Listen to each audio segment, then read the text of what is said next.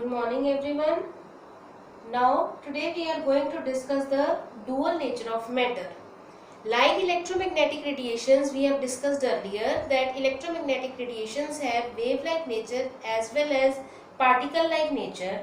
In the same way, it was discovered that all the particles which are in motion, they have particle-like nature as well as wave-like nature. So accordingly, if the particles they have wave-like nature, de Broglie he gave a relation to find the wavelength for the waves of the particles which show the wave-like nature.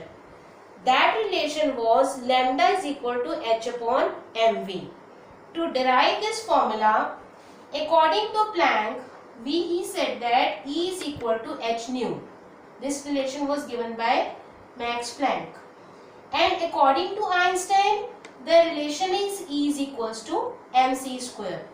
If we compare these two relations, left hand side of both they are equal, hence right hand sides they are also equal. We can write it as mc square is equals to h nu. Now here we know that nu is equal to c by lambda. So by replacing nu by c by lambda, we get mc square is equal to hc by lambda.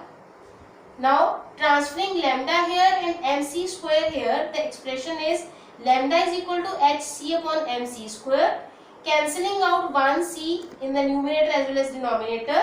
Finally lambda is equal to h upon mc, where c is the velocity of light. But now if we consider it for the particles, means here we have to write the velocity of the particle.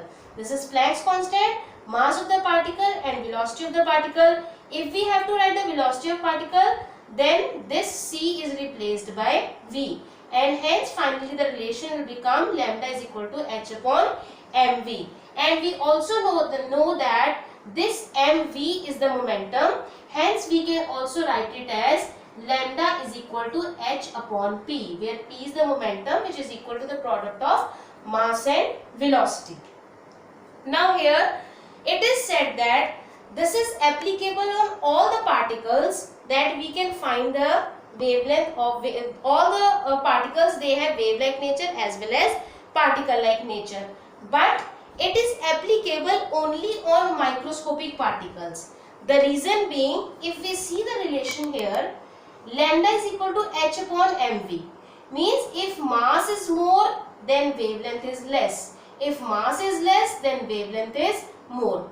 If we for this, if we take an example of a ball and an electron, obviously the mass of the ball is more. If we put up the mass of the ball here, which is moving with certain velocity and Planck's constant, obviously if the mass is more, then the wavelength will be less, and if the wavelength is less, we cannot measure the wavelength whose value is very small. Hence that particle will not show wave-like character. That is why the ball doesn't look like wave. On the other hand, if we consider the mass of electron here moving with certain velocity and putting up the value of Planck's constant here, the value of wavelength which we obtain is measurable. Hence we say that electron behaves like wave as well as particle. The next development which gives a setback to the Bohr's model was uncertainty principle. According to this principle, it is impossible to measure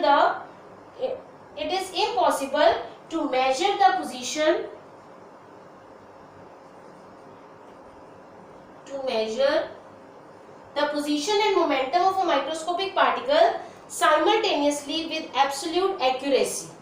It means that if we want to find the position and momentum of a very small particle at the same time, then we cannot find the values of both accurately. Why so? Because the particle is very small. If we want to see the position as well as momentum, what position is we are representing mathematically? We are representing here is position with delta x and momentum with delta p. Momentum is what? It is mass into velocity. If we know that object is at a particular position, that means we cannot find out its velocity because it is it is not moving. If the position is known with accuracy, then velocity is not known. If velocity is not known, then we cannot find out momentum.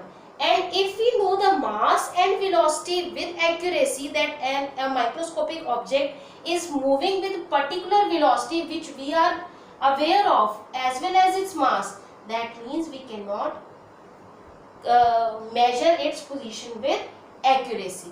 एक ही time पर अगर एक बहुत छोटी सी चीज है, अगर वो चल रही है तो उसकी पोजीशन नहीं पता चलेगी, और अगर उसकी पोजीशन पता है तो उसकी वेलोसिटी एक्यूरेटली पता नहीं चल सकेगी. So this was the principle that if we want to find the position and momentum of a microscopic particle accurately at the same time, then it is not possible for that. And mathematically the relation was given, delta x into delta p is greater than equal to h upon 4 pi, where delta p is equal to m into delta p. Mass of the object is constant, because if it moves from one place to another, its velocity changes but not the mass. Hence we can write it as delta x into m delta v, which is greater than equal to h upon 4 pi. These developments gave a setback to the Bohr's model, which we have discussed earlier, along with the other developments and discoveries, due to which the Bohr's model got its limitations. Thank you.